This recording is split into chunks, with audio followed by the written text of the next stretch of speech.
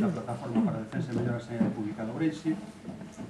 Agradecervos a todos estas horas de fresquiño que estedes por aquí tamén se está mellor, que se está o quente, e agradecer tamén, por suposto, a casa que nos acollo, a Ateneo, o goberno ternos prestado este local para este debate. En principio, nos cando organizamos ou falamos de organizar este debate, empezamos a preparalo, pois decidimos convocar, sabíamos que había 10 forzas que se presentan ás eleccións aquí en Ourense, pero nos parecía que un debate con 10 forzas era un debate excesivamente amplio, que podía ser moi pouco operativo e interesante. Entón nos pareceu que habría que convocar as forzas que, ou por representación parlamentaria ou representación social ou mayoritaria, pois podían estar aquí. Entón convocamos a 5 forzas, convocamos a Ciudadanos, convocamos a Nós Candidatura Galega, convocamos a En Marea, convocamos ao Partido Popular e convocamos tamén ao Partido Socialista. Todos eles están presentes, a excepción de un, que é Ciudadanos, que nos mandou unha nota pedindo disculpas e que por problemas da xenda non podían estar presentes en este debate, que agradecían o convite, pero que non podían estar presentes. Entón agradecemos a presencia destas forzas, que aquí, desde este lado da mesa, está, en primeiro lugar, Francisco Fernández, que é senador do Partido Popular nesta legislatura e que se presenta tamén a estas eleccións. A continuación está José Manuel Suárez, que se presenta por a candidatura Nós, Candidatura Galega, médico conocido, endocrinólogo desta cidade. A miña esquerda está Sofía, Sofía Díaz, que é traballadora social, e a que se presenta por a alcaldía, ven representando a En Marea, por parte de Ourense, e ao fondo de todo está Álvaro de Castro, que se presenta por Partido Socialista, ele é médico de familia, traballa actualmente no Parque de Celanova e tamén concelleiro por Entrimo, por esa organización. Entón, como vai ser o debate? Nosa pretensión que temos é, nos elaboramos como plataforma un decálogo que ten que ver con cuestións xerais da situación sanitaria a nivel do Estado e como esa situación repercute tamén na sanidade de Ourense. Desde ese punto de vista, podemos fazer un debate na cual, desde o moderador, para unha serie de preguntas sobre esta cuestión dos 10 puntos que temos no decálogo, para que cada unha das organizacións que se presentan a estas eleccións por Ourense nos contesten a esas preguntas. Pretendemos facer un debate un pouco áxil e operativo desde o punto de vista que depois todos que estades aquí podes fazer as preguntas pertinentes ou aclarar ou puntualizar cousas ao respecto. Nos temos un decálogo onde vamos por varios puntos, falamos do tema da lista de espera, da situación da atención sociosanitaria, do que é a atención primaria, do que está a situación da atención hospitalaria, a cuestión referida á saúde mental, o tema referido a cuestións que teñen que ver con privatización no complexo hospitalario universitario de Ourense, o tema que ten que ver con a atención á cronicidade, o tema do plan director do show, sobre os dereitos de traballadores e plantillas e o tema do famoso decreto, do Real Decreto 2012. Son os 10 puntos ampliados un pouco que esta plataforma elaborou como decálogo e que lle pasou a distintas organizacións para este debate. Entonces, para empezar, a primeira pregunta que lle queríamos trasladar aquí aos contertulios, os que comparten comigo esta mesa, é no tema referido ao tema de listas de espera e intervencións para probas complementarias. Sabemos que se sacou un decreto de tempos máximos de espera, de garantías desa cuestión, e que fala de 60 días, ainda para intervencións de tipo quirúrxico. A nós nos parece ben que se garantice ese tipo de atención e que se garanticen esos tempos máximos de espera, pero nós tamén temos que decir que si estos tempos máximos de espera non se garanten dentro do sistema público, estamos facendo un flaco favor ao sistema público. Quer dizer que para nós é fundamental que o sistema público este reforzado, que o sistema público non teña recortes para que todas as persoas, desde o punto de vista dunha sanidade universal, teñan cobertura e podan ser atendidas dentro do sistema público. Se non é así, pensamos que se está abrindo unha porta de atrás ao financiamento indirecto da sanidade privada. E desde ese punto de vista queríamos que nos foran contestando as distintas organizacións ao respecto que teñen eles sobre o tempo máximo de listas de espera en cuestiones quirúrxicas e tamén a cuestión da lista de espera, que nos parece tamén grave, en probas diagnósticas e complementarias. Entonces, e outro tema que sería si eles pensan tamén que no tema das listas de espera que hai, sabemos que hai unha división esa lista de espera entre o que se chama lista estrutural e non estrutural. Nos pensamos que a lista de espera ten que ser unha lista clara e que ten que ser transparente, onde o cidadano que está nela, pois en cada momento sepa en que situación está e en que prioridade está. E, polo tanto, creo que desde ese punto de vista faría falla unha modificación desa normativa e unha modificación do que son as listas de espera tanto estructurais como non estructurais. Entón, a primeira pregunta trasladámola aquí aos contertulios. Entón, podemos empezar por o Paco, por a Educación Popular, que nos contesta isto. Quer dizer, que eu pido-vos pouca extensión esta cuestión, que se xan 3 minutos para contestar este tema, 3-4, e vamos avanzando.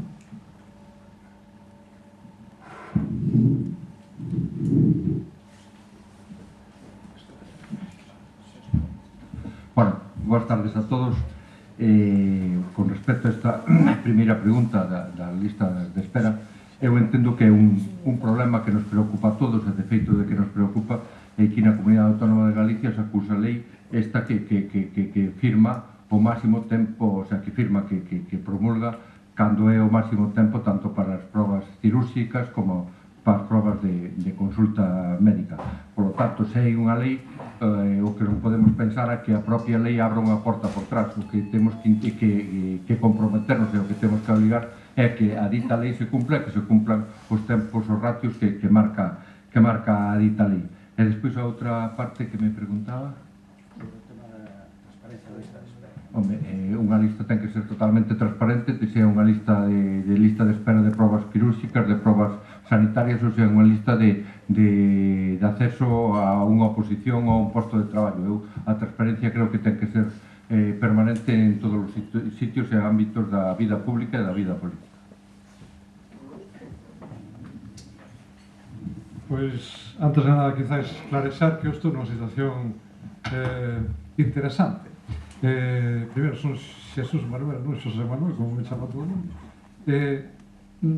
Segundo, non comentaron antes que unha das miñas responsabilidades ten sido a de ser representante da medicina privada no Colexio de Médicos.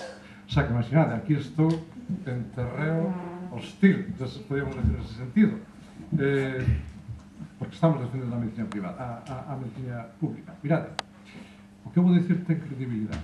Para os políticos, todos defendemos que temos credibilidade, pero eso hai que demostrarlo, falar que non falamos. Pero digo que ten credibilidade por unha razón, porque cando falo da defensa da sanidade pública non estou defendendo o meu, estou defendendo de todos. En ese sentido, creo que nos interesa a todos defender unha eficiente sanidade pública. Ponemos un exemplo. Esta mesma tarde chegoume a consulta, ando todo, a consulta para aquí, despois non sei, na casa sería outra cousa. Bueno, na consulta chegou un paciente, pideu cita, vino nun prazo de 7 días, de primeira vez, exploreino, tiña un problema serio, fíxenlle algunhas probas, en 5 días estaban esas probas feitas, hai que operalo. Adén operar, pois nunha semana pode estar operado. Hai amigo, pero o seguro privado que ten non lle cubre a intervención quirúrxica. Entón ten que ir á Seguridade Social. E ven a Seguridade Social e ten que pedir cita no médico de cabeceira. E pide no médico de cabeceira e mandará ao especialista, ao endocrinólogo. E o endocrinólogo revisará a documentación e mandará ao ciruxano. O ciruxano verá o cando vexa e despois programará unha intervención quirúrxica que probablemente será dentro de 3 meses. Eu creo que deberíamos aprender da eficiencia. Que diferencia hai entre unha actividade e outra? Como podemos mellorar a sanidade pública para que o que eu podía resolver en 3 semanas se pueda resolver igualmente na sanidade pública en 3 semanas? Evidentemente, isto require orzamentos. Evidentemente, isto require transparencia. Todos vos sabedes, algúns de vos sodes médicos, como se pode manipular o tema de poñer como primeiro un que é a revisión para despois modificar a lista de espera estas historias, verdad? Mira, temos que ter transparencia a todos. Exiximos ya a administración, pero tamén temos que ter a nós. Entón, as dúas preguntas que ti plantexas, eu respostaría, evidentemente, hai que sinalar plazos, hai que comprometerse con eles, hai que facer a dotación, non falar como así, por falar, sino dotar eso económicamente para que se cumplan os prazos, e hai que facer de outra maneira. O mellor aprender da medicina privada, que é o que fai a medicina privada por resolver tanto que non estamos resolvendo na medicina pública. E, por suposto, transparencia. Non maquillar as cifras, claridade. Gracias, Jesús Manuel. Boa tarde a todas e a todos. En Marea queremos agradecer que a Plataforma da Sanidade Pública queira reflexionar cos partidos políticos, queira facer incidencia política e que o activismo social social e o activismo político vayamos da mão. A mí me sorprende, lóxicamente, a intervención da persoa que representa o Partido Popular estando de acordo con algo que logo non se cumple. O que vemos na realidade é que esa sanidade da que todos podemos intentar defender, unha sanidade pública, unha sanidade universal, sen exclusións, gratuita, bueno, con todo o que financiamos, cos nosos impostos e as rentas do traballo, porque as do capital non se teñen en conta, unha sanidade participativa e de calidade. Eso é no que nos creemos. Para iso, o comentaba o compañeiro, suficiencia financeira. Ese é o matiz fundamental. Vontade política e non buscar o deterioro progresivo tanto da sanidade pública como de outros servizos públicos para aproveitalos como nicho de negocio, como mera mercantilización da que logo teremos ocasión de profundizar seguramente que fai o Partido Popular.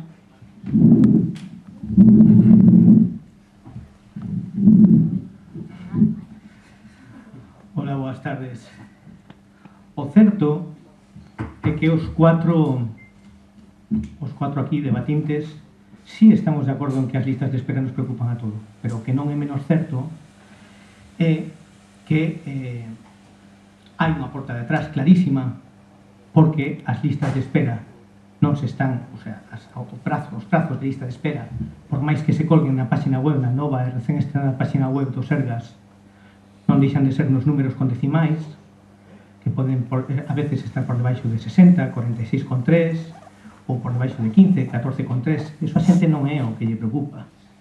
O que lle preocupa é que cando esa lista de espera, no seu caso, no caso do paciente que acude a facer unha determinada proba ou a someterse a un procedimento terapéutico ou unha intervención cirúrxica, é que como non se lle dá solución, ten que ir a unha porta que últimamente está bastante engrandecida, que é a porta do privado. Non é menos certo que na página do Sergas todos tratamos de presumir e de sacar peito polo tema da transparencia.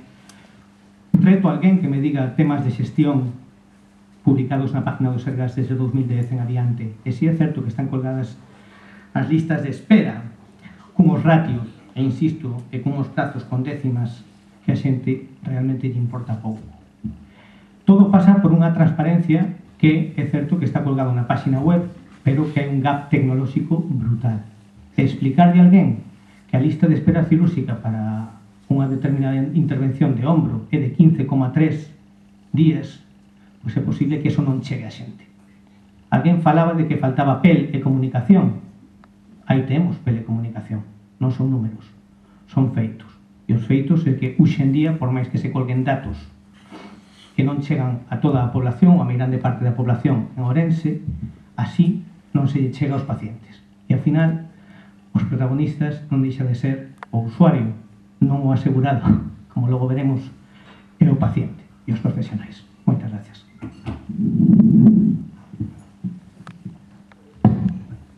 Gracias pola vosa verdade e concisión. Pasaremos a un segundo punto que ten que ver co tema da atención sociosanitaria. Como todos sabedes, ou a maioría dos que estades aquí coñecedes, pois a lei de dependencia foi un factor importante de avance, sobre todo nunha parte da sociedade, por unha parte da sociedade na cual, pois, evidentemente, reconocidos xa os dereitos universais da atención sanitaria, pois estaba todo isto que tiña que ver coa atención ás persoas maiores e ás persoas con dependencia, non? E, pois, veo o tema da crise económica, iso, pois, evidentemente, todo o que había programado ou planificado en esta cuestión, pois, foise demorando e, hoxe en día, pois, podemos decir que a lei de dependencia ten sufrido un importante recorte e un gran parón, non? Ademais deso, vemos que na nosa provincia temos un porcentaxe tamén de persoas maiores e con alto nivel de dependencia, non? E se abriron moitísimos centros de atención a estas persoas. A maior dos centros son centros que son privados, sean máis de fundacións ou máis de outras entidades especializadas en esta cuestión. Isto te conlevou que a nosa provincia este casi en todos os concellos haxe algún centro de atención sociosanitaria. Nos consideramos que, sendo isto importante, tamén vemos que hai unha serie de cuestións que habría que mellorar en ese tema, non? Quer decir, que nos pensamos que estos centros sanitarios tienen que ser estos centros sociosanitarios, perdón, tienen que ser unos centros de apoyo y de coordinación co sistema sanitario. Estamos vendo que se estos centros significan nada máis que onde se van a atender as necesidades básicas do paciente, que xa non é pouco, pero non se vai a atender un pouco máis, e se non están dotadas dun personal especializado e sanitario e non sanitario suficiente, pois vemos que efectivamente estas personas, moitas delas están entrando e salindo constantemente das portas de urxencia dos hospitales ou ocupando camas nos hospitales sin necesidade, non?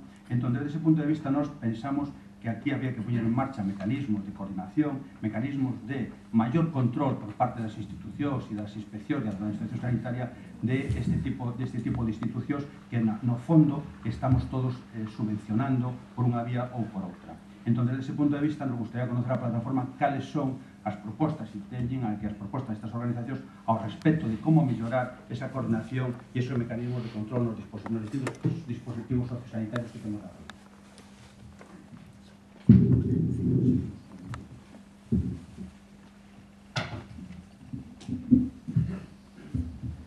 Sí. Bueno, eu dicirlle a Sofía, a representante de Marea, que debe ter algunha teima sobre o tema do Partido Popular e la que expoña os seus puntos, pero de verdad hasta ahora non lle oí neste momento anterior nada do que levaba, só se meteu co que eu dixen, pois eu dixen o que quería e o que leva o Partido Popular no seu programa con respecto ás listas de espera. Con respecto á atención sociosanitaria, moi ben dicen a plataforma Sanidade Pública que é unha lei que creouse sin orzamento axeitado. Eu diría que se creou sin ningún tipo de orzamento, porque é unha lei que naceu, unha magnífica lei, pero que naceu sin presuposto. Por lo tanto, é imposible cumprir unha lei que ten un presuposto importante, ou sea, que necesita, perdón, un presuposto importante cumplida. Eu quero dicir que nestes 4 anos que gobernou o Partido Popular, pois a lei de dependencia sufriu un avance importantísimo, pero non no papel, senón nos investimentos e na aportación que se fixo a eles, e de pagaronse todas as deudas que había anteriormente da lei sociosanitaria. Despois, con respecto aos centros privados, eu entendo que poden existir tanto os públicos como os privados.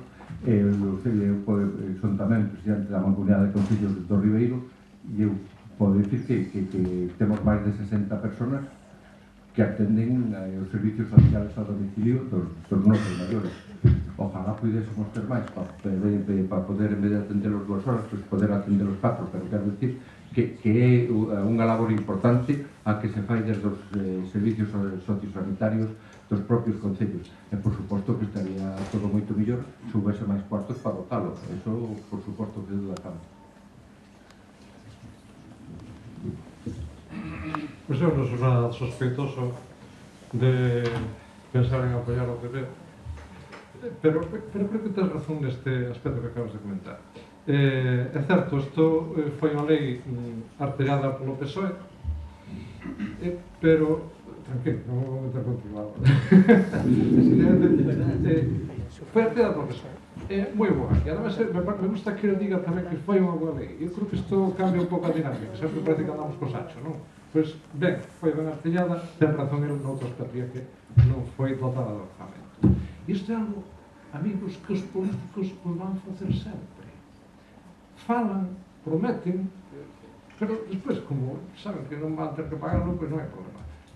Moito máis, se por exemplo non ten expectativas de goberno, como parecía que era a expectativa do PSOE naquele momento. Entón se fixe unha lei que despois non se dotou e iso quedou así como estaba. Certamente, sigue mal. O sea, o PP non está resolvendo ese problema. Por exemplo, sigue habendo situacións inaceptables, como que hai 2 anos de carencia, e que non pasa nada, non se paga, xa está aí. E, home, a xente está aí. E vos que sodes moitos médicos, sabedes o que está pasando, o drama que pasa en moitas familias. Hai mulleres, porque son mulleres fundamentalmente as que cumplen ese servicio, que chegan a consulta e me din, mire usted, doutor, eu durante tantos anos estuve cuidando dos fillos e agora pasa a cuidar dos pais e nunca chegaron a ter vida propia, non sabe o que son as vacacións, non sabe o que é o domingo. Por tanto, con respecto á proposta da da Asociación da Defensa da Sanidade Pública, me parece perfecto, é moi razonable o que están plantexando. Hai un único elemento que eu creo que é mellorable. Con esa teima de estar sempre votando contra a privatización dos servicios, esquece, e anímame a propoñer que hai unha forma privada de cubrir ese servicio, moi privada, que é a familia. E non hai por que institucionalizar a atención sociosanitaria. Hai que botar man da familia. Por favor, vos que coñecedes o acto. Os vellos non queren sair do entorno familiar por nada. Prefiren vivir mal no entorno familiar que vivir moi ben nunha institución. Por tanto, nós, como dirigentes políticos desta nación, temos que ofrecer ao noso país solucións que encaixen ca súa forma de entender a vida. E hai que dar solucións que financien as familias, que aseguren, por exemplo, que a seguridade social, as cotizacións da seguridade social se les recoñecen ás persoas que están cuidando dos seus familiares. E iso ainda está por resolver. Remato xa. Estamos vivindo no interior de Galicia, con necesidades moi específicas neste eido. Non somente se está a situación dos vellos. Vos sabedes que nas nosas aldeas xa empeza a haber xente que pasa mal. Isto hai que resolver. Isto hai que abordalo. É un problema de todos nós. Control dos dispositivos sociosanitarios? Todos. Calquera institución privada que se estableza unha concertación hai que exixirlle calidade. E hai que establecer rígidos controles de calidade. Non hai por que despreciar ese recurso da concertación. O que hai é simplemente que exixirle que teña calidade, polo menos tan boa como os servicios públicos. E, por suposto, perdón que me alongo un pouco, coordinación cos servicios sanitarios. Pero quen coñece mellor a situación destas persoas que están en situación de necesidade que o médico?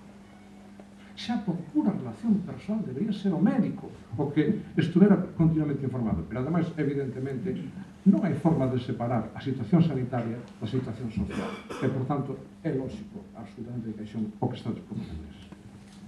Vamos a ver. A persoa que representa o Partido Popular non quere darse por aludida, pero acaba de mencionar moi brevemente se houvese máis cuartos. A redistribución que se fai da riqueza é unha cuestión de vontade política. Decidimos gastalos nunha cousa ou noutra, están vostedes gobernando e deciden gastalos noutras e non gastalo nuns servizos públicos de calidade. Nós si queremos nuns servizos públicos de calidade para asumir a responsabilidade das tarefas de cuidado da vida que recaer nas familias. Non queremos que teña que recaer nas mulleres. Nos parece que a este sistema que temos que soportar, o capitalismo, non lle interesa o que nos ocorre na vida ata que temos 16, 18 anos e podemos ter un emprego remunerado e o que nos ocorre despois, cando temos despois de 65 anos e precisamos de cuidado. Os cuidados, as tarefas domésticas, os cuidados da vida, das crianzas, das persoas maiores, das persoas con dependencia, a familia. E dentro da familia, as mulleres. Nós creemos que non, que ten que haber unha corresponsabilidade entre a administración, empresa e cidadanía na asunción desas tarefas de cuidado da vida, que non poden recaer son as mulleres e non poden recaer só nesa gratuidade. Creemos que sería un importante xacemento de emprego remunerado. Claro que as persoas queren ser atendidas no seu entorno. Non ten por que ser directamente pola súa familia. Os servizos de axuda no fogar son un exemplo. Eu traballei moitos anos como traballadora social en un servizo social de atención primaria e, por suposto, que o último paso sempre era a institucionalización dunha persoa, non? Sempre hai que intentar que poida vivir no seu entorno. No seu entorno non ten por que ser o sometemento, a sumisión ou incluso o abandono das mulleres dun emprego remunerado para ter que asumir esas tarefas do cuidado da vida. Cando se fai esta lei de promoción, que se chama de promoción da autonomía persoal e atención e dependencia, sobre todo de promoción da autonomía persoal, non se fai pensando en que sexan as mulleres as que abandonen a súa vida persoal e laboral e volvan outra vez ao recuncho dos fogares. Nós non creemos que esa sexa a solución. En canto á situación na que plantexades, por suposto que estamos de acordo. Eu neste momento estou traballando nunha residencia para persoas maiores e podemos ver como os cuartos, como van para outro sitio, as persoas que teñen un trámite de dependencia pendente poden tardar siglos. Dende hai un tempo, dende hai máis de un ano, para poder solicitar o ingreso nun centro residencial, cando na situación social familiar non é posible permanecer, hai unhas listas de espera tremendas. Cando por fin se pode acceder, non se respeta nin o entorno, nin a provincia, non se respeta nada das persoas. Hai un plan, porque hai un plan de deterioro e desmantelamento. Eu traballo nun recurso público que case que cae a pedazos. O que fai o goberno do PP, que tamén o vimos aquí en Ourense, se limita a cerrar os centros neses casos, arranxados con cuartos públicos e entregalos ao negocio privado. Nós non estamos de acordo con esa maneira de facer as cousas. Confrontamos esa maneira, creemos que teñen que a administración, verdade, ten a responsabilidade de garantir o acceso de todas as persoas sen exclusións a uns servicios sociosanitarios de calidade. Nos entendemos que públicos, universais, sen exclusións, gratuitos e de calidade. E, por suposto, imprescindible a coordinación sociosanitaria que neste momento, como decía o compañeiro, non se leva a cabo porque son palabras vacuas nas que non hai ningún tipo de financiamento e non se está levando a cabo todo isto que estades aquí demandando, co que estamos de acordo.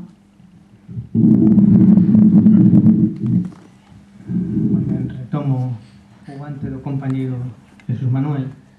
Certo que o PSOE ten bagaxe, unha lei general de sanidade, unha lei de salud pública, unha lei de dependencia, e o certo que a vai defender. Como a vai defender? Un lema que é o que levamos, unindo, non desmantelando, unindo, o cambio que une. Unha integración dos servicios sociosanitarios, pensamos a veces solo nos servicios sanitarios, servicios sociosanitarios, unha coordinación non estrutural, como pode ser unha EOXI, unha estrutura organizativa de xestión integrada. Iso queda en pólvora mollada. Na página 2 do noso programa, e nós temos os programas tamén colgados na página web, hai un compromiso coa cidadanía. Hai un compromiso coa cidadanía, un compromiso escrito negro sobre blanco coa cidadanía. As propostas, e aquí temos na Universidade de Vigo dúas titulacións moi importantes para o tema dos servicios sociosanitarios. Na Universidade de Vigo, sí, no campus de Ourense. Traballo social, do cual a miña compañeira Sofía sabe, porque traballa nela, e enfermería. O médico é protagonista de moitas cousas, pero nos servicios sociosanitarios temos que artellar moitas profesións, entre as que en Ourense destacan traballo social e enfermería. E o PSOE vaise comprometer a dar traballo a máis profesionais destes sectores. Insisto, traballadores sociales e enfermería. A cualificación é moi importante, a cualificación do personal que coida as persoas que están, preferentemente deberían de estar nun domicilio, no seu domicilio. Autogestión dos crónicos, autogestión dos servicios sociosanitarios, tamén é unha corresponsabilidade de nós, de todos nós, non é protagonista solo o médico. Insisto en que hai que artellar, hai que integrar e hai que cohesionar. A lei de dependencia, pois hoxe, nas noticias, temos unha aportación magnánima deste Partido Popular de 3,6 millóns de euros, cando teñen retallado 2.000. Eso é un porcentaje, e eu non me gusta ter que recurrir aos porcentaxes, pero un porcentaxe ínfimo e irrisorio, para tratar de aguantar o que o papel en moitas ocasións aguanta. Os concellos é certo que soportan moitísima asistencia neste tipo de servicios sociosanitarios. O meu concello de Entrimo, sin ir máis lonxe, unha das horas por servicio máis baratas de toda a comunidade galega. Eu que quero decir con isto? Que realmente, insisto, o papel pode ser que aguante moitas cousas, pero os feitos son os feitos. E insisto, hoxe, tratando de vaciñar da tosferina e tratando de dar 3,6 millóns de euros para a dependencia, me parece un gasto non suficiente, unha financiación non suficiente para este cometido. Moitas gracias. Creo que se me escoita, porque se estamos arrastrando o micro aí.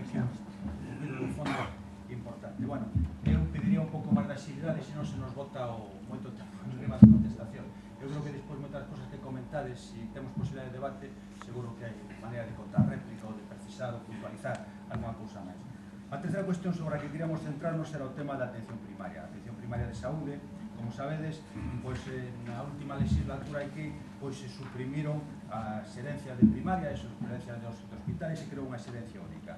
Con esa xerencia única que se pretendía un pouco acabar con esta diferenciación e a discriminación entre niveles de atención sanitaria, tanto primaria como hospitalaria, pois parece que se querían solucionar unha serie de cousas, como a falla de coordinación entre eles, etc. Pero, bueno, desde o noso punto de vista, aí hai un claro fracaso, e un claro fracaso que así o vivencian moitos profesionales e así se vivencian no día a día no traballo, non? A atención primaria, se ven os orzamentos que se dedica nas últimas legislaturas, hai unha merma e unha mingua importante desa cuestión. Nos consideramos a atención primaria o eixo vertebral da atención sanitaria, é a porta de entrada do sistema e, por tanto, desde ese punto de vista, debía ser algo a impulsar, algo a promocionar dunha maneira moi importante e non a restarlle incentivo e a restarlle orzamentos, non? Entón, desde ese punto de vista, nos entendemos que está habendo unha clara volta atrás neste tema da atención primaria e nos pensamos que fai falta que se poñan en marcha políticas que promovan esta cuestión e que haxa un reaxeamento deste tema, non? E, por lo tanto, desde ese punto de vista, vos preguntamos a vos cales son as medidas que pensades poñer en marcha para un pouco falar deste novo reaxir e deste tema de que a atención primaria volva a estar no lugar que teña, volva a estar, nunca estimo realmente, pero, bueno, polo menos non volva a tempos pretéritos e os porcentaxes de inversión, de investimento, de profesionales, etc., este nos ratios que se consideran do noso entorno. É un tema de atención primaria, eu falo o que conozco como usuario, porque non, e que son profesional sanitario, non son médico ni nada, pero eu entendo, polo menos na zona que eu conozco, que a atención primaria non está desatendida, todo o contrario, e creo que foi unha ferramenta importantísima a implantación da receta electrónica de todo isto da e-receita. Aquí pondes que un mínimo de 10 minutos por pacientes médicos. Eu creo que todos os médicos neste momento poden dispoñer dese tempo, porque realmente falo da atención primaria, porque realmente a e-receita eu creo que descongestionou moitísimo as consultas e agora teñen moitas menos consultas porque o paciente xa non necesita pasar por o médico simplemente para facer unha receta ou para pedir unha analítica, pode pedir directamente por teléfono e pode ser atendido sin necesidade de consulta médica. Eu entendo que hai que progresar, que hai que seguir mantendo esa línea e seguir potenciando a receta electrónica e todos os métodos que nos pon a salud a noso alcance. Por empezar con unha palabra, digamos, amable, creo que sí, que a receta electrónica supón un adiante neste sentido, pero non é menos certo que neste país, en Galicia, a atención primaria é fundamental, en xeral, en todos os países. A calidade da atención sanitaria dun país depende da calidade da súa atención primaria. Creo que é algo que todos imos asumindo. Eu son especialista, non son médico de atención primaria, pero creo que é así. Entón, debería ser un objetivo común, compartido por todos, e así o propoño. Pero, ademais desto, en Galicia especificamente, somos unha poboación no interior de Galicia cun grande espallamento, que a atención especializada non pode cubrir aseitadamente. Vos sabedes o que lle custa a un señor do barco de Valdeorras poder ser visto por algunha especialidade? Entón, temos que potenciar necesariamente os recursos da atención primaria. Ao mesmo tempo, temos que comprender que hai que dotar de recursos económicos e de recursos técnicos e de formación e dar, e aquí sentaríamos noutro tema, o tema da promoción dos profesionais. Por qué? Porque, mirade, ti podes ter un infarto no barco de Valdeorras, perdón, en Viana do Bolo, ou nunha aldea do Xurés, e tes moitas menos posibilidades de sobrevivir que se che dá infarto nun barrio de Madrid. E isto é profundamente injusto, porque o señoriño de Viana do Bolo paga os mesmos impostos que o señoriño de Madrid. Por tanto, hai que dotar de recursos. Hai que ter en conta isto a hora de facer o financiamento e os orzamentos. Os 10 minutos. Mira, sabedes por que ás veces a medicina non pública ou privada funciona mellor e a xente a prefire? 50% dos afiliados de Muface prefiren eso. Sabedes por qué?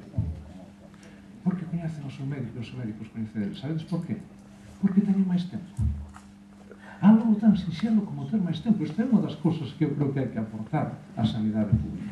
A sanidade pública temos que garantir que os médicos teñan máis tempo, porque sin tempo non faz unha atención de calidade.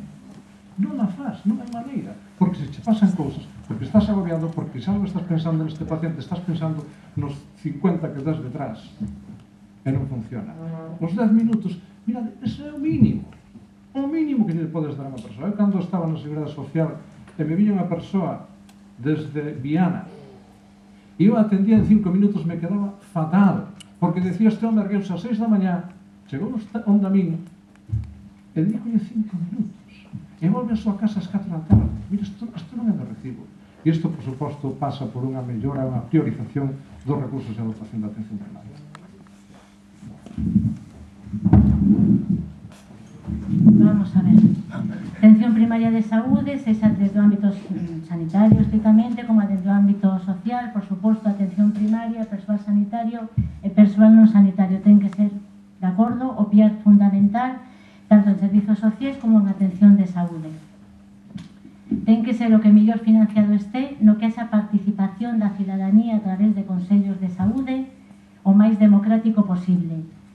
E non pode ser o que na realidade na provincia de Ourense, progresivo desmantelamento de centros de saúde, cada vez menos persoal sanitario e non sanitario, cada vez menos gardas dese persoal, cada vez máis ter que desplazarse moitísimos kilómetros, e a idea aquí, unha vez máis, do Partido Popular, porque era quen goberna nese momento, gastarse 1,8 millóns de euros, que son moitísimos cuartos, en dous camións que dedican a asistencia ambulante.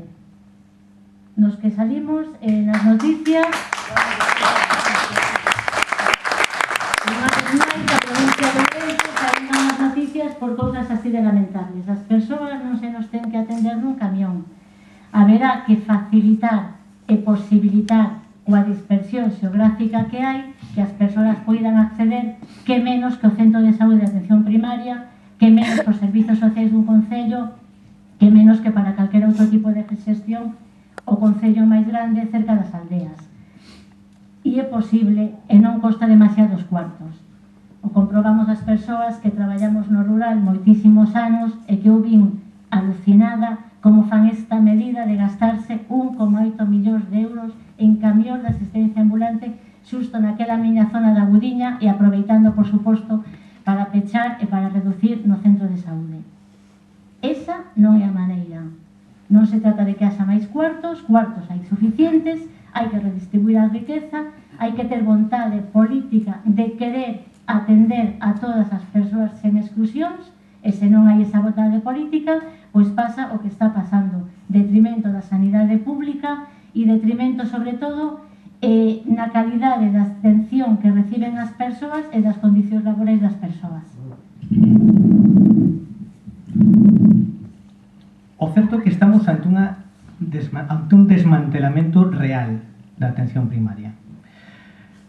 Están vostedes diante dun médico interino no goberno do bipartito do ano 2007. Eu non son titular. A miña interinidade deu-me estabilidade. Unha estabilidade necesaria en atención primaria e unha estabilidade posta en perigo desde o momento en que o 52% dos cupos de atención primaria presentan máis de 1.500 cartillas e pretendemos 10 minutos de atención sanitaria ao paciente nunha plantilla na que un tercio dos meus compañeiros e compañeiras tamén enfermeiras que están con contratos de absoluta e denigrante temporalidade. Así, a atención primaria pretendemos que haxa recursos técnicos e falaba tamén o compañeiro de recursos económicos. Por suposto que a suficiencia presupuestaria e de financiamento é importante, pero non é menos importante o que representa o persoal, que a fin de contas é o que vai elaborar nos camións e o que vai elaborar nos centros de saúde dos nosos pueblos. Acordaivos que estamos nunha provincia con moitísimo esparrexemento demográfico, cun envellecemento, un sobreenvellecemento brutal. Unha das posibilidades que manexa o meu partido de cara á equidade no acceso é a importancia da banda ancha. O AVE pode nos vertebrar a Madrid e corremos risco de que o AVE sexa un apeadero, pero non é menos certo que a banda ancha vai tratar de conectar a xente co seu centro de saúde. É un mecanismo que non se mide en kilómetros, mídese en fibra óptica e en bytes por minuto de velocidade ou xigas. O compromiso coa banda ancha é de conectar, e o que trata o PSOE é de conectar tratando de dar protagonismo á telemedicina tamén e a monitorización.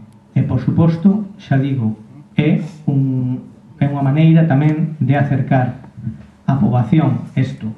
Xa sei que a población é moi envellecida, pero hai que tratar de formala en novas tecnoloxías. O futuro na atención sanitaria e na atención sociosanitaria pasa innegablemente polas novas tecnoloxías. Hai tamén un desmantelamento ideolóxico. Ninguén fala de prevención. E o que é máis importante, a educación sanitaria. A educación sanitaria é importante porque cada euro que se invirta en educación, en autoxestión dun paciente con unha enfermedade crónica revirte 5 ou 7. E non o digo eu. Podo dicir en boca do noso encargado xunto cun equipo que dirixe Rafael Bengoa. Moitas gracias. Sigo insistindo na agilidade das contestacións, porque senón... Pero bueno, está... Outro punto que queríamos falar é o tema da atención hospitalaria, non? A nosa plataforma leva reivindicando e denunciando en moitos casos as disfuncións que teñen pasado no noso hospital. Non estamos falando aquí do tema de infraestructura en sí, ni do plan director, aquí falamos do funcionamento. Entendemos que nesta provincia se teñen perdido moitas camas, no Hospital de Ourense, o servicio de urxencias está constantemente día sí a non nos titulares dos periódicos. Temos, curiosamente, un servicio de urxencias con 59 camas, que o servicio de urxencias que máis camas ten de referencia de todos os hospitales de España. Entendemos, e iso está provocando, aparte, unha cuestión fundamental como é a deshumanización e a desorganización na atención aos pacientes. Estamos tamén con outra cuestión que hai que darlle unha especie de meneo ou de cambio importante á cuestión do funcionamento dos hospitales. Os hospitales seguimos funcionando como fai moitísimos anos, fai décadas, siguen funcionando nada máis que de mañás, e a veces nin toda a mañá ou parte da mañá. E iso provoca que moitas cuestións que teñan que solucionarse nese día, por iso solucionen, porque depois se intenta solucionar e parchar con a cuestión das peonadas. Nós entendemos que os hospitales debían funcionar a pleno rendimento de mañá e tarde, e funcionan solo a pleno rendimento e a mitad de rendimento a veces polas mañás e de luns a venres, non? Entón, iso todo conleva unha serie de disfuncións moi importantes. Por lo tanto, nós queremos traballar tamén esa preocupación. Aquí en Ourense tamén queremos traballar a preocupación de que en un momento determinado sí se puxo en marcha unha unidade de hemodinámica que foi un avance importante, pero nós pensamos que hai que ir un pouco máis alá e poñer en marcha esa unidade as 24 horas do día. Entón, desde ese punto de vista, do punto de vista da atención hospitalaria na provincia e do punto de vista da atención hospitalaria a nivel xeral, queremos que nos comentedes as vosas posicións ao respecto en este tema para mellorar a situación do noso hospital de Ourense. Por suposto que o show ten que funcionar ao 100%. Eu creo que se introduciron moitas melloras. E aí retomo a palabra do compañeiro do PSOE, onde dicía a banda ancha. Eu creo que se implantaron multitud de teleconsultas que benefician ao rural e ao hospital. Teleconsultas de cardiología, neuroloxía, neumoloxía, cirurxía vascular. Crearon unidades de alta resolución, vías rápidas para diagnosticar o cancro de colon. Entendo que con novos investimentos que se están facendo no hospital, pois hai que dotalos plenamente e existir o seu. Si eu confeso que non teño claro se a solución pasa por ter o hospital funcionando mañá e tarde. Eu non sei se hai experiencias, non a experiencia, francamente, en outros países de funcionamento todo o tempo. Desde logo supoñería unha duplicación do persoal. Non sei, sencillamente unha pregunta que me fago. Se funciona, fenomenal. O que sí é certo é que o sistema das peonadas inicialmente pues, parecía que iba a funcionar, que iba a ir moi ben, de alguma maneira suplir esa necesidade, ao final foi un truco, se me perdades, para aumentar os ingresos de algúns profesionais. Realmente non foi pensado para eso, non?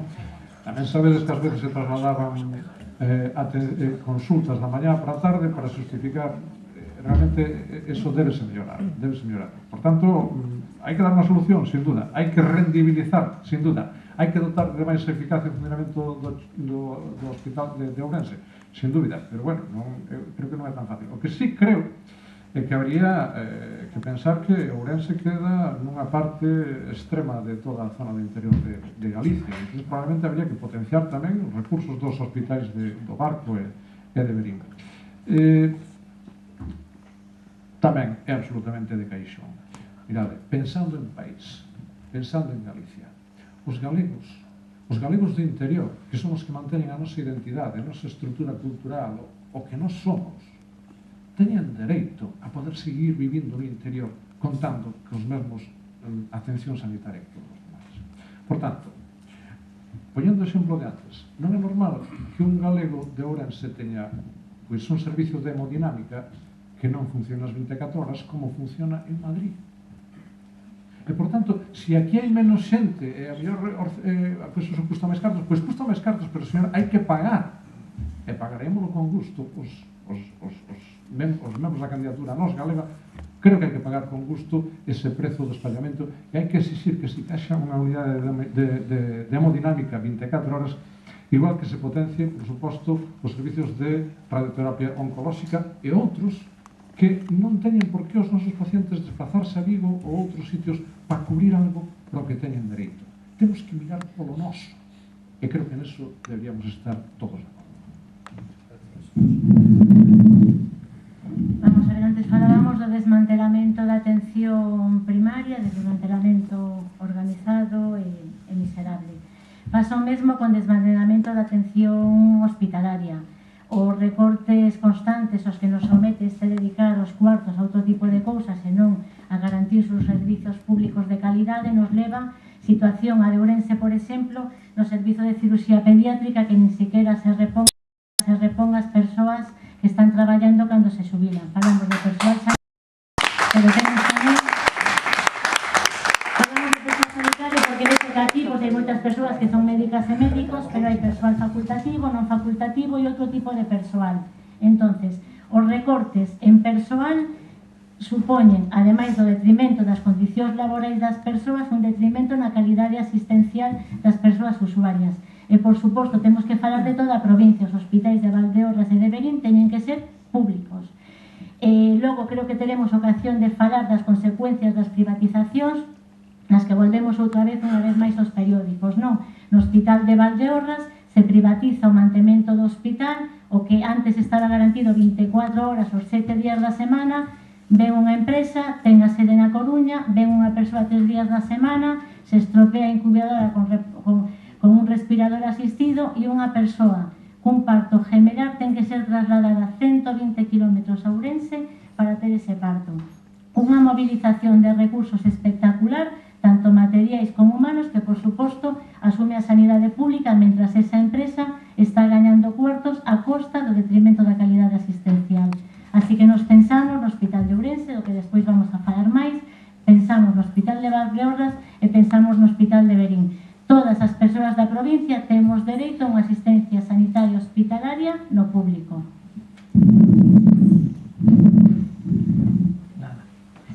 Asistimos claramente a unha privatización dos servicios hospitalarios. E non o PSOE está en contra.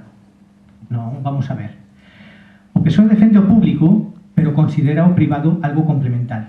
Non demoniza o privado. Pero que non pode ser é que as externalizacións de servicios de análisis clínicos, de hemoterapia, pasen todos polo arco da privatización. O certo é que no hospital tamén hai reducción de plantillas, quítanse servicios, efectivamente cirurxía pediátrica, e non en vano co goberno do bipartito, 3 anos 2005 ou 2009, tiñamos un plan de mellora en atención primaria, pero que referido ao hospital, a hemodinámica e o acelerador de oncoloxía, non? Que ahora mesmo están, pois claramente, desmantelados. A gestión clínica, que de momento ninguén tocou, a xestión clínica, pois, é un engano, e de feito, de momento está paralizada. A xestión clínica responde a asignar a certos profesionais en pequenos reiños de taifas polo método da dedosignación e non da xestión de competencias e de certos méritos. Tamén quería dicir do plan director que hai de novo. Queremos unha situación financiera real do plan director. Quen paga as obras? Que beneficios? E quen os obtén? E se isto vai ser a segunda parte da película Álvaro Cunqueiro.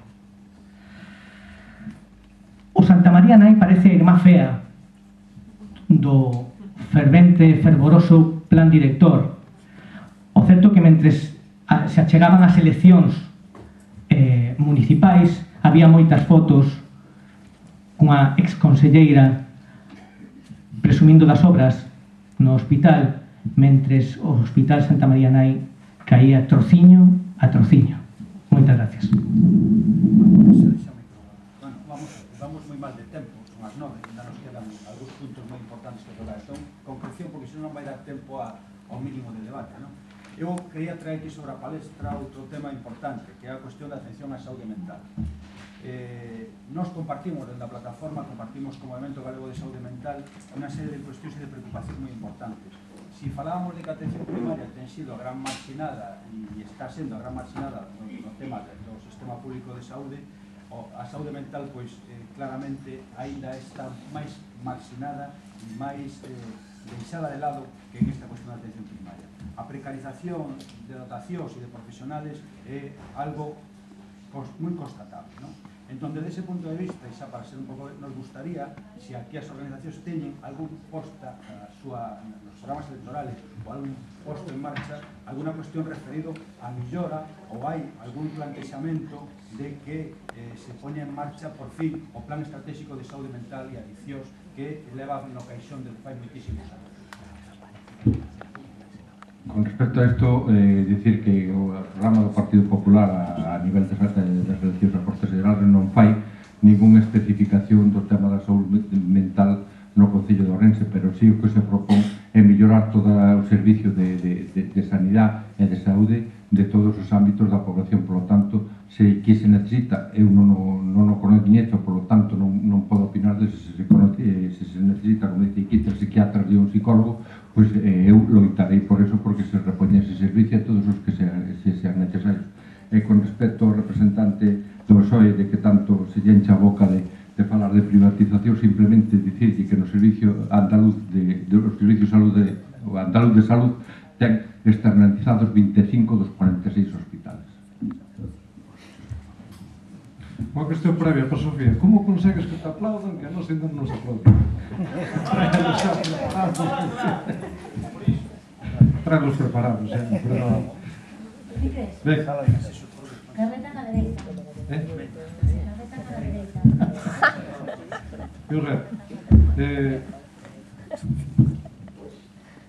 Outra apreciación malvada, esta sí malvada. Nótase que na redacción desto hai moitos psiquiatras na asociación, entón cargaron aí a mão debidamente, me parece moi ben, porque ademais creo que é certo que a atención psiquiátrica, pois, bueno, é un pouco unha cenicienta na atención especializada. Realmente é un drama. Un paciente psiquiátrico é un drama non xa para ele, sino moitas veces para a familia. Entón, aquí quero introducir outro elemento que aquí tocados un pouco tan esencialmente, pero a mí me parece relevante. Hai que facer unha coordinación ca atención psicosocial da psiquiatría e hai que facer un apoio. Sabedes o que significa ter un paciente un problema, unha psicose, un problema serio na familia? Sabedes o que supón non para ele, sino tamén para a familia? Todo neste sentido, creo que é un exemplo moi bo na nosa terra para promover unha atención psicosocial. E das adiccións, pois me gustaría tamén falar moito. Creo que tamén aquí hai que facer un traballo de colaboración ca sociedade civil. Creo que hai excelentes entidades na sociedade civil que abordan este tema e que habría que potenciar a colaboración entre os servizos de psiquiatría e estes elementos da sociedade civil. Vamos a ver. Nos concordamos con o que propón o Movemento Galego de Saúde Mental e concordamos con que cando o Sergas asume as unidades de condutas adictivas, a SUCAR simplemente asume os nomes, se desmantelan os servizos municipais que había tradicionais de atención a drogodependencias e non se lle dá unha resposta que era que se plantexaba psicosocial e sociosanitaria a estas dúas situacións, non? A saúde mental e as drogodependencias. Se acaba criminalizando as persoas que as padecen e así temos as cadeas non cheas de delincuentes que todos nos podemos imaginar, senón cheas de pobres, cheas de persoas con patoloxía dual, con problema de drogodependencias e non quen deber ocupalas. Nos entendemos que o sistema sanitario ten que asumir o cuidado, a atención de todas estas persoas. Entendemos que a administración non pode delegar competencias nin funcións en ONGs as que logo, por outra parte, afoga económicamente, non subvenciona ou axuda suficientemente e paga miserablemente con todo tipo de retrasos.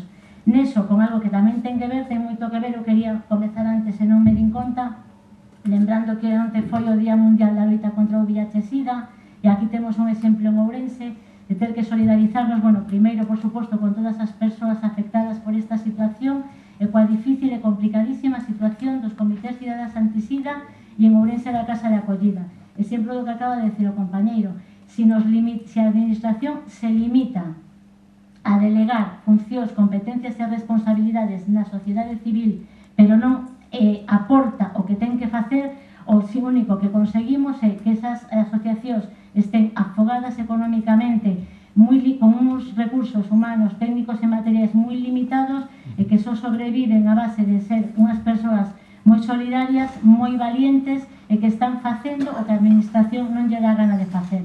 Por lo tanto, por suposto que a saúde mental, a atención ás drogodependencias e outras problemáticas de exclusión social teñen que entrar na atención, tanto na atención primaria, fundamental, como logo, cando é necesario, na atención hospitalaria. Vou de novo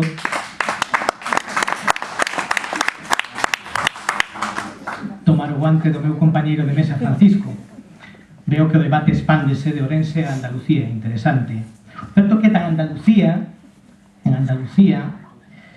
esa comunidade, hoxe en día gobernada polo PSOE Ciudadanos, blíndase a lei universal, a lei de universalización e de acceso á sanidade. E ademais,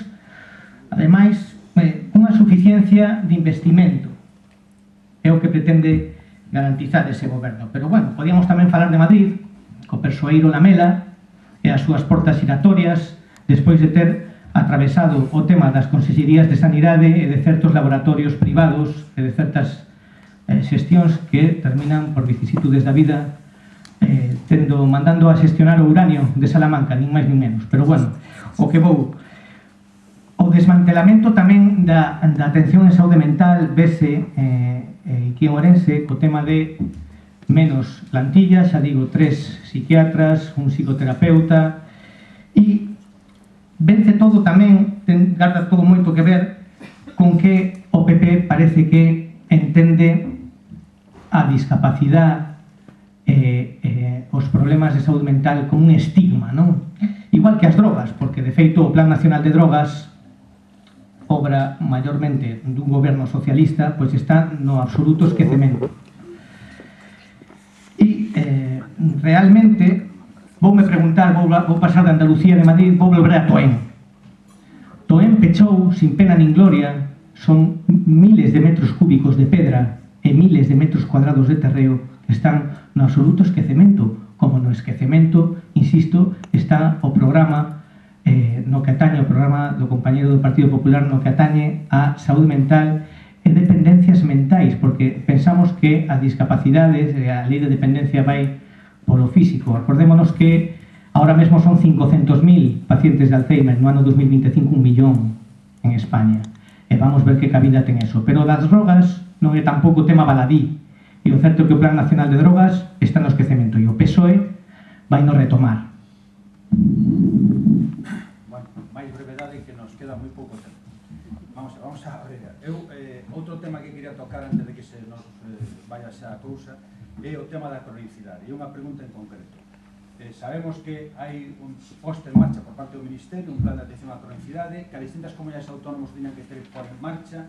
En Galicia temos un amplio retraso en esa cuestión, e eu que quería era preguntar se aquí hai, aparte das intencións que poda haber e a vontade de poner en marcha, se ese plan de cronicidade están dispostos os novos parlamentarios, os que vayan a gobernar, un cronograma, pero non só un cronograma, sino que iso leve tamén implementado un acompañamento económico para poñerlo en marcha.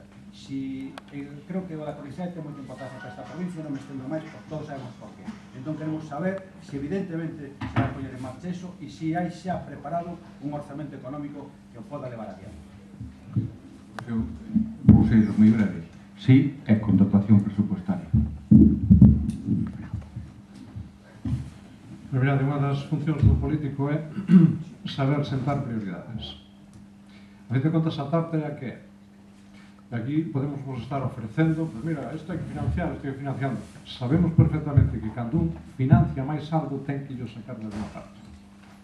E temos que dicirlo con toda a responsabilidade. Nós creemos que se pode sacar de outra parte.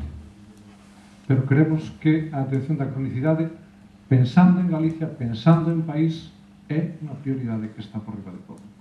Por tanto, hai que sacar de outras partes do orzamento pois, que non son tan fundamentais? Pois creemos que sí, porque este é prioritario. Hai que cumplir. O noso país é un país que se avella. Por favor, non digades avellentar. Eso é os vellos din avellar. Un país que se avella.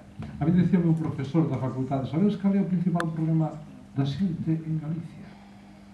Que son vellos, que a maioría son vellos. E iso é unha riqueza. E hai que axudar a esa xente a que viva esa etapa da vida en plenitude. E iso supón un plan de atención a eles. E iso supón un plan de atención ás patoloxías crónicas. Sabedes que incidencia hai de diabetes no país galego? Pues probablemente máis que en outras zonas. Pues probablemente andemos xa polo 15%, 10-15% en total. E son patoloxías que non se sinten, que a xente che di, non dói, total. Pero que supón un deterioro progresivo. Insisto, é unha prioridade que hai que atender. Se queremos pisar terreo, ese é o terreo que temos e o que hai que atender en primeiro lugar. Bueno, pues estamos de acordo, por suposto, como responsabilidade de goberno e con participación ciudadana. Con participación tanto da poboación como das organizacións de saúde na súa planificación e na súa implementación. Nos entendemos que a participación das persoas maiores directamente, falaba o compañeiro, eu falaba antes, cando falábamos daquela lei que era de promoción da autonomía, cando falamos dun envellecemento, se decimos envellecemento saudable, e dunha participación activa. Bueno, eu traballo nunha residencia para persoas maiores, e eu digo sempre, son maiores, pero non están enfermos. Son maiores, non están enfermos, teñen moitísimas cousas que aportar e, por suposto, que teñen ademais tempo, co cual poderían participar políticamente e socialmente. Deixémonos. Por suposto que sí, un plan para a cronicidade con datas de implantación e con suficiencia presupuestaria. Sí, por parte do Partido Socialista. Sí, con diálogo con varios actores, pacientes, insisto, traballadores sociales, e moitos enfermeiros e máis traballadores deste ámbito. Sí con diálogo, insisto, e sí con diálogo das comunidades autónomas. A educación é moi importante na atención aos crónicos, educación para a saúde, atención comunitaria, sí no programa do Partido Socialista. Gracias pola vosa concreción ahora neste caso. Bueno, pasamos a outro tema que ten que ver coa cuestión, ainda que isto son as eleccións que son as Cortes Xerais e non son as eleccións autonómicas, pero nos, da plataforma, nos parece moi importante o tema do desenvolvemento das infraestructuras que teñen que ver co plan director do CHUO de aquí do Ourense, non? Pensamos que hai un retraso evidente, que se leva moitos anos de retraso, que esta provincia estuvo injustamente tratada en esa cuestión, e agora, evidentemente, pois parece que se vai o ano que ven, por fin vamos a ter o que é a área de hospitalización. Pero queda toda unha parte todavía dese movimento importante do plan director, que é a parte de consultas externas, etc. Entón, teríamos que houvese un pronunciamento ao respecto de se hai xa un plan para seguir en marcha con ese plan director e dar por finalizado que Ourense teña unha dotación hospitalaria como lle corresponde a esta provincia. Bueno, entendo que o plan director do show foi feito nestas dúas últimas legislaturas en plena época de crisis. Hai dotación presupuestaria no ano 16, co cual finalizaríanse todas as obras do plan director, e tamén hai dotación presupuestaria do equipamento destes novos hospitais. Por lo tanto, vaise seguir co plan director, e esa é a previsión que hai nestes momentos por parte do Partido Popular, que se finalice e que Ourense teña un hospital como merece a población de Ourense. Pois a minha resposta é moi breve. Si se vai facer, pois se cumpra. E invito-vos a todos vos que exixades ao partido que goberna que o cumpra. E eu podo vos dicir, desde nós, Candidatura Galega, que nos imos comprometer a non deixar de reclamar polo miúdo que os que estean no goberno cumplan con esa función. É pouco probable que ou eu cheguemos a presidente do goberno español para que non o pueda requerir a nós, verdad? Pero sí, vos garanto que nós imos estar detrás de cada paso que se estea dando para que se cumpla, por exemplo, o tema do rematar do edificio e sobre todo das consultas externas. Bueno, Marea, por suposto que nos comprometemos co plan director, nos comprometemos con recuperalo, con loitar para que se poida recuperar para o espazo público o que se poida recuperar porque xa sabedes que está privatizada xa unha boa parte. Non sei se logo falaremos tamén algo de portas giratorias e demais, pero aquí temos un grande exemplo que está coñecido, que a varias persoas do Partido Popular, que é Alfonso Clemente, non? Como pode unha persoa que xa coñecemos desde Fraga, que xa ni nos acordábamos de Fraga, non? Cargos con Fraga. É unha persoa responsable de varios anos no Hospital de Ferrol, varios anos no Hospital de Ourense, se pasa a unha empresa, a empresa se llama CESPA, sucursal, filial de Ferrovial. E entonces, precisamente Ferrovial, que hospitais obtén a privatización? Pois os de Ourense e os de Ferrol. E todo isto solamente son casualidades.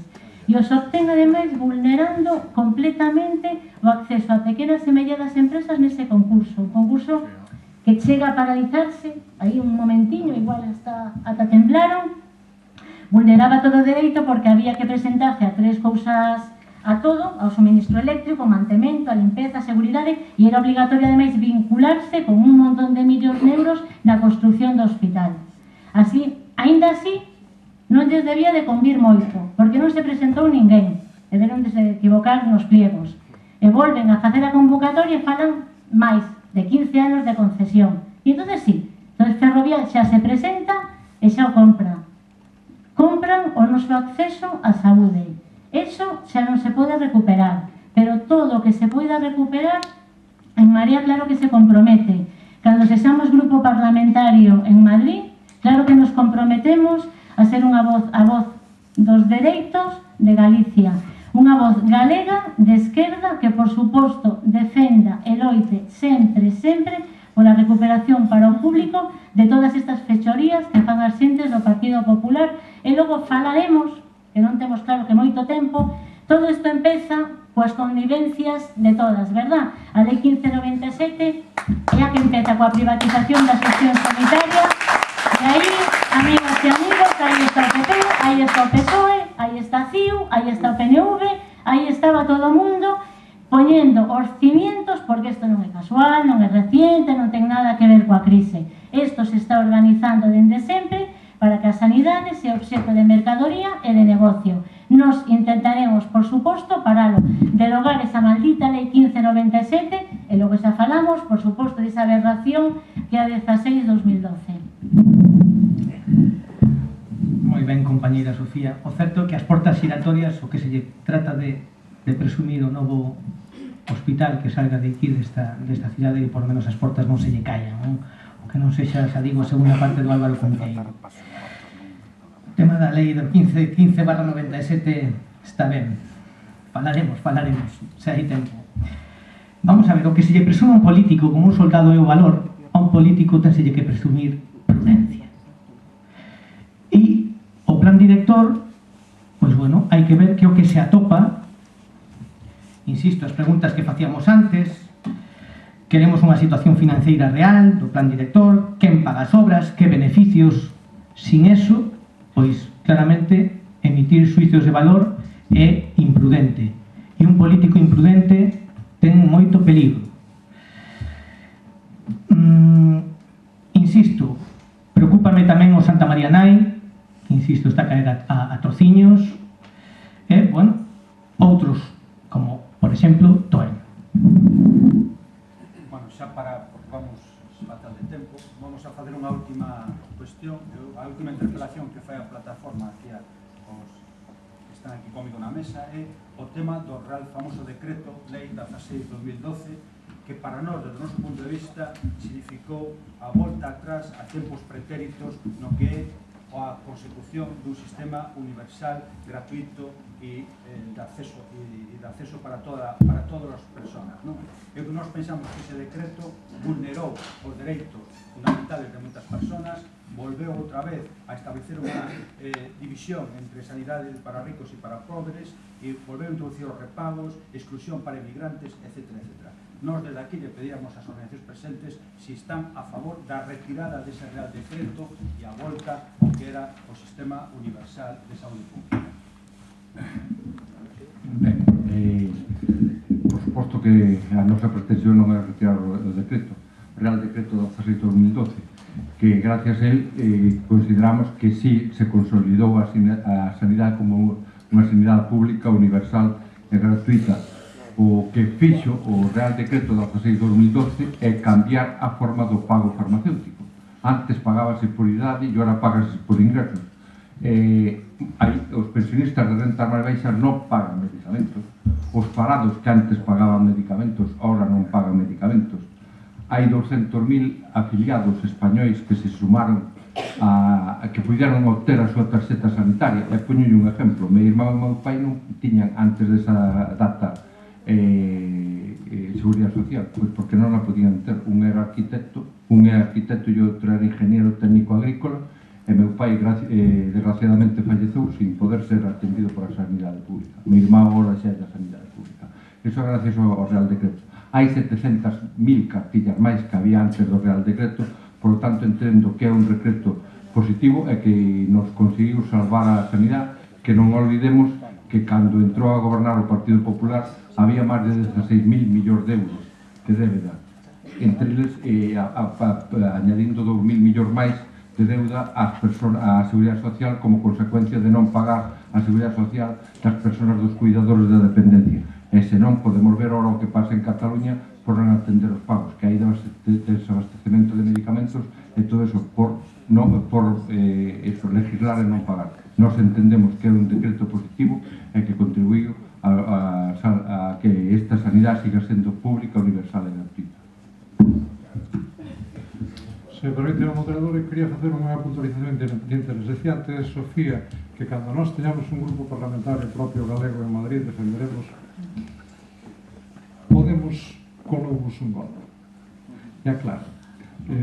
Unha cosa moi breve, digo porque é importante isto.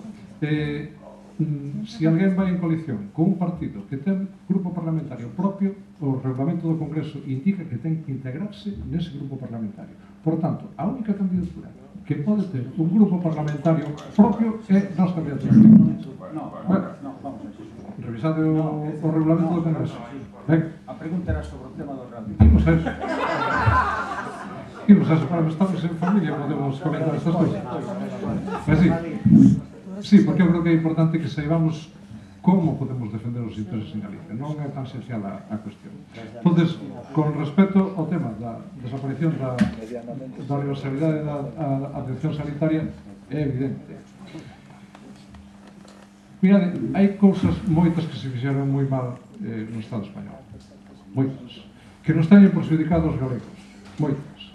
Pero hai cousas nas que se ten progresado de forma significativa e unha delas ten sido evidentemente a atención sanitaria universal. En eso hai que dicir, por exemplo, que o PSOE ten tido unha participación moi relevante e unha responsabilidade importante. Eu creo que esas cousas non poden ter volta atrás. Se está sendo un modelo para países de outras partes do mundo, como é que nos permitir que isto se volva atrás? Por suposto, cando decimos isto hai que dicir tamén que temos que ser un país generoso. Non podemos negar a atención aos emigrantes, aos inmigrantes que chegan aquí. Por suposto que non. Pero non podemos ser inxenos tampouco. Moi brevemente direi que eu coñecí o caso dunha persoa que a axudei, viña de Venezuela, chegou aquí, a súa filla apareceu cunha neoformación, realmente xa sabía que a tiña en Venezuela. E ali lle dixeron, mira, ti non vas poder pagar eso na vida. A tua filla se vai morrer. O único que podes facer é emigrar a España e unha vez que esteas ali, aténdente e curante gratis. E así o fixo. Claro, cando escoitei iso sentíme mal. Dixe, mira, eu axudei, porque non hai dúbida, eu axudei a esa rapaza. Eu puxeme en contacto con as persoas, eu mobilicei todo. E curouse. Pero non é xusto que os nosos contribuintes paguen o que o goberno de Venezuela non aporta. E, por tanto, entendo que o emigrante hai que atendelo, sin dúbida. Pero o financiamento, eu creo que hai que recibirlo, quizáis pola vía dos orzamentos de apoio á colaboración exterior ou por onde que sea. En calesquer caso, rotundamente, apoio e atención universal a todos, aos emigrantes incluídos, sí. E non podemos volver atrás. Non hai que darle volta atrás. A atención ten que ser universal e gratuita. Bueno, en Marea, Voz Galega, de esquerda e polo que vexo a única que defenderá o público. Inmediata derogación desta violencia institucional que o maldito Real Decreto 16/2012 de exclusión sanitaria. Elimina a universalidade.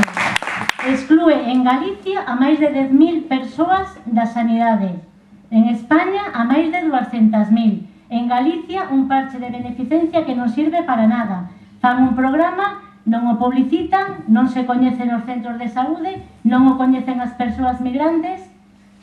Se o Real Decreto expulsa 10.000 persoas e en Galicia se lles quere devolver o que é seu, mándelles unha carta a casa. O demandamos desde a plataforma e desde SOS Sanidade. Non se fixo. Introduce o repago, privatiza o sistema. E lle chaman, porque ten un nome moi fino, medidas urxentes para garantir que o Sistema Nacional de Saúde sexa sostible e mellorar a calidade e a seguridade das súas prestacións. Nos conseguimos que ninguén nos diga, despois de 3 anos, ademais de vulnerar xa o horrible que é o Real Decreto, por encima vulneran, que nos digan que aforro supuso. Que aforro supón non atender na atención primaria de saúde, por exemplo, as persoas migrantes.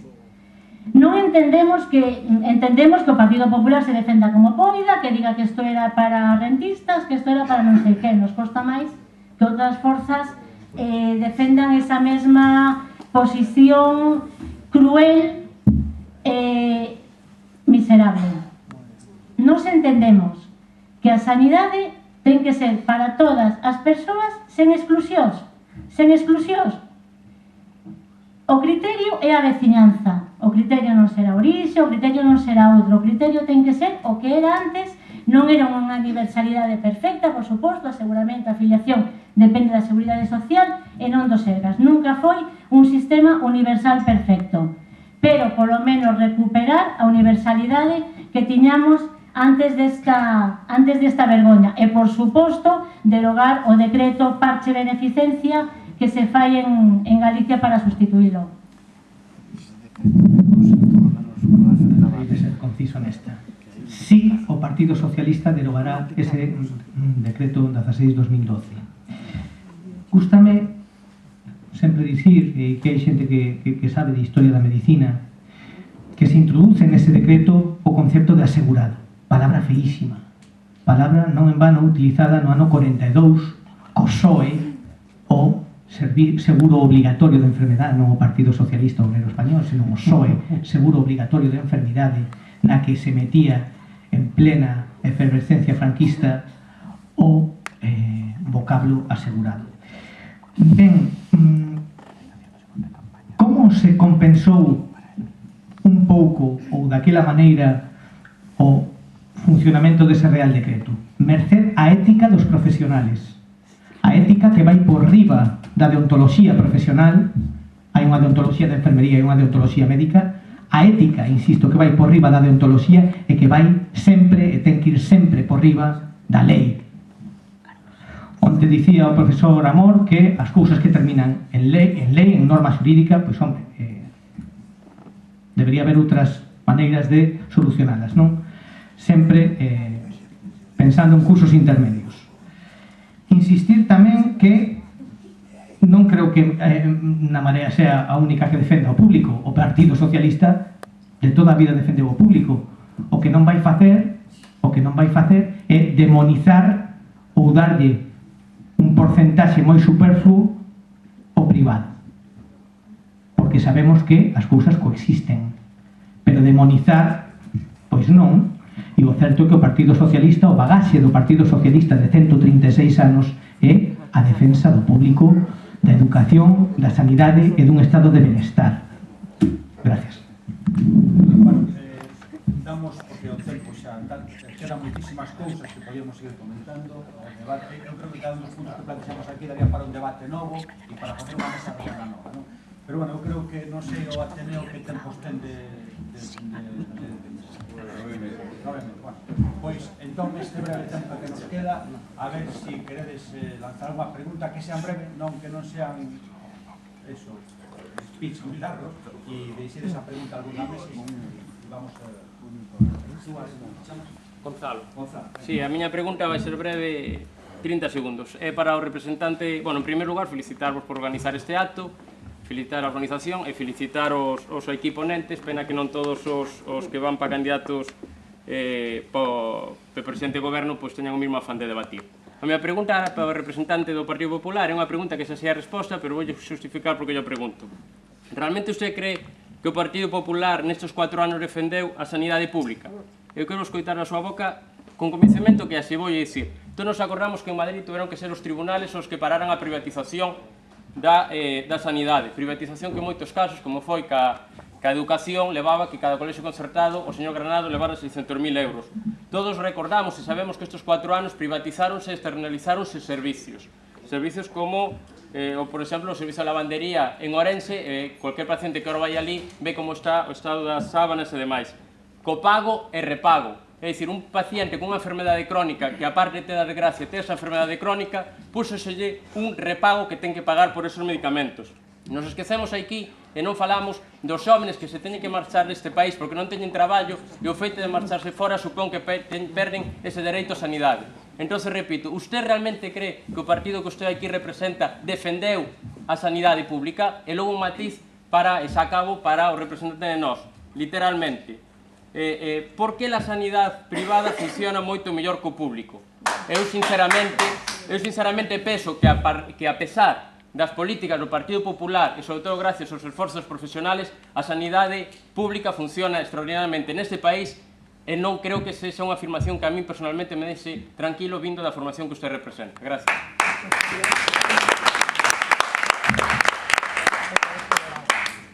Pois contesto. Pois sí que defendeu a sanidade. Perdón, pois sí que defendeu a sanidade pública. Con respecto a que vostede da privatización, colla como exemplo Andalucía, volvo a repetir, 29 dos 49 hospitales non están gestionados por OSAS. E usted di que o pago e repago, o único que se fixo foi cambiar a forma de pagamento dos medicamentos. Antes pagábase ou non se pagaba en función da idade, e ora págase ou non se paga en función dos ingresos económicos. Pois non recordo ter dito literalmente xeralizando que a sanidade privada funciona en todo, mellor que a pública, non recordo ter dito, se o dixen, expresión humana, evidentemente. Si dixen que en algúns aspectos funciona mellor, o que estou propoñendo algo tan sinxelo como, primeiro, non demonicemos a medicina privada.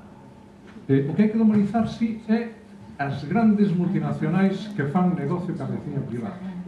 Pero podes decir de médicos que están cobrando 4 euros por unha consulta médica, que están, bueno, infraempregados, e que están facendo un servicio con toda a entrega, con toda a dedicación. Eu creo que son tan víctimas eles como outra moita xente. O problema é, insisto, as grandes multinacionais que din, non podemos aumentar os baremos que se lle pagan aos médicos, pero despois mira a conta de resultados e ten uns beneficios que viñen para de bueno. Aí está o problema, e hai que entrar. Eu son convencido de que temos que ter a mellor medicina pública. Por poñer un exemplo moi claro, remato xa. Mira, eu cando antes traballaba na pública, na privada, eu na privada pedíalle a un paciente unhas exploracións, unhas análisis, e pedíalle as que eran xustamente necesarias, as que me levaban a chegar a un diagnóstico e poder establecer un tratamento. E non pedía máis. E un día, cando vine da miña consulta, me sentei na consulta da Seguridade Social, empecé a facer o que facía habitualmente, pedía un montón de cousas. E dixen, por que tiña que pedir un montón de cousas aquí que non vou necesitar? Por que non fago igual que na medicina privada e pido exactamente por responsabilidade o que o paciente necesita o que necesita? E non me someto a eso que che din ás veces, oiga, pídame de todo. Por que non busco aforrar e facer máis eficacia, máis eficiente a sanidade pública? Pois é o que eu pido.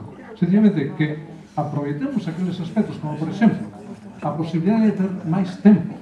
Dotemos de dar máis tempo aos médicos que atenden a medicina pública. Porque iso é o que humaniza a relación co paciente. E ese é o tipo de cosas que podemos aprender, pero desde logo, de unha maneira non estou para comparar, sencillamente creo que son, como decía o compañero do PSOE, complementarias, cada un no seu. E a cada un hai que exigir os controles de calidade máis exigentes, nada máis. Bueno, non sei se o Ateneo nos deixa fazer unha pregunta máis. Sí, nos deixa. Para todos en general. Por que? Para todos en general. Que pensan do modelo PFI que se está aplicando nos hospitales, na construcción dos hospitales. O modelo terceiro é o financiamento público-privado. Sí, sí, sí. Bueno, o paradigma do modelo PFI, non? Témolo en historia da medicina no Hospital de Alcira, non? A min pareceme personalmente un fiasco.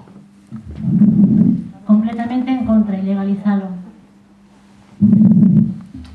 Pois eu creo, o que decía antes, hai que exigir control de calidade, responsabilidade, e creo que en xeral ese modelo non cumple con eses criterios, e se hai que facer unha colaboración que sea por la vía da responsabilidade e a corresponsabilidade. Pedindo contas. Eu creo que é un modelo aceptable, pero con todos os controles de calidade, con todos os parámetros para que a construcción do modelo de explotación sea como ten que ser. Pero vamos, eu non demonicio nin o público nin o privado, completamente de acordo no que poden coexistir as dúas cousas e se son beneficiosos para a sociedade moito menos.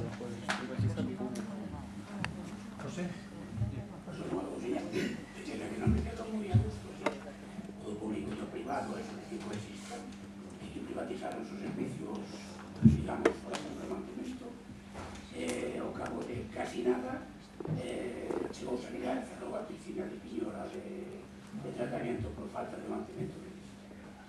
Hai esas, quero decir, esas maravillas que ¿dónde están las garantías? ¿Dónde están os seguimentos? ¿Cuál é a ventaxa económica? ¿Cuál é o beneficio máis que va a ter do público? Primeiro, para privatizar unha cousa non hai que levar dinheiro do público ao privado. Punto primeiro. Ya se está levando 250 millóns de euros porque son o sea, había un servicio que funcionaba perfectamente, ahora está ferroviaria con los señores y acaban cerrando la piscina de tratamiento de Piñón, que cerró sanidad por falta de mantenimiento.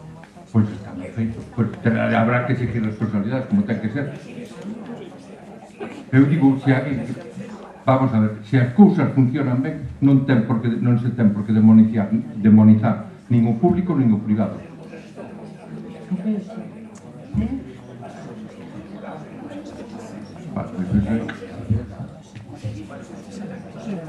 O de farmacia.